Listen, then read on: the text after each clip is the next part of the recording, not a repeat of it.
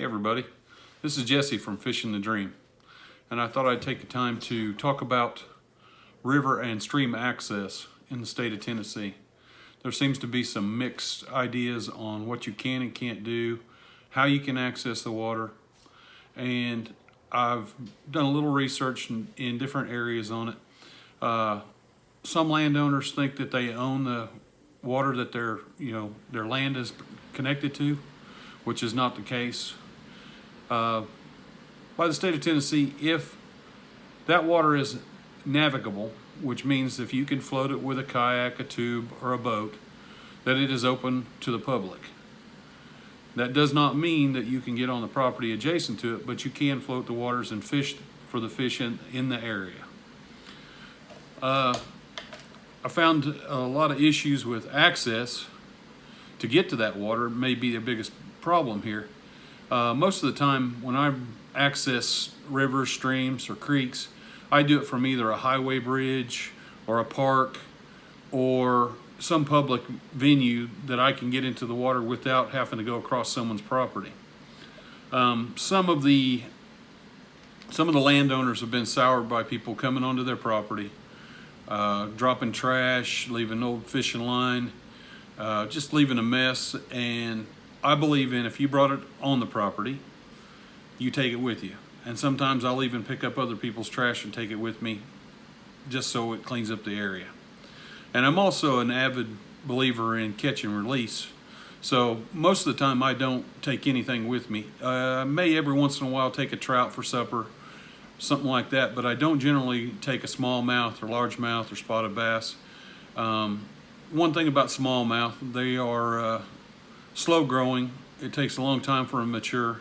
So I'd rather leave them in the stream and let other people have the fun of catching them also, and let them grow to a sizable, something that will give you a good fight when you catch it. So I believe in putting all of my bass back. I never keep anything when it comes to bass, bluegill, spotted bass, things like that, because, I'd like everyone to have a chance to catch something. And I also believe that there's also some issue with the state of Tennessee determining whether the stream is navigable or not. There's not a clear-cut test to prove navigability. So in some instances, it has come to the courts to determine or actually make it clear to the landowner, or vice versa, that it's possible for you to use that access to the river. So always the best policy is to always ask for permission if you know the landowner or you're going to need to access their property to get in the water. If you explain to them that you're going to be there just to fish, you won't leave any garbage, you'll clean up after yourself, you're not going to make it a habit, and you're going to put back whatever you catch. Most of the time they're not going to have any issue with you.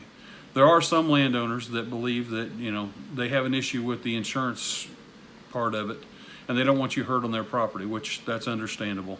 It is their property, they have that right. So in closing, I would just say that if you want to get onto some of these streams, use a access that is public, which so there's no question of you trespassing on somebody's property.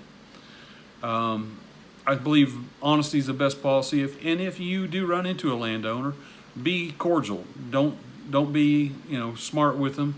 If they're nasty, kind of try to calm them down, and say, hey, listen, I'm not here to bother your property. I'm not going to take anything.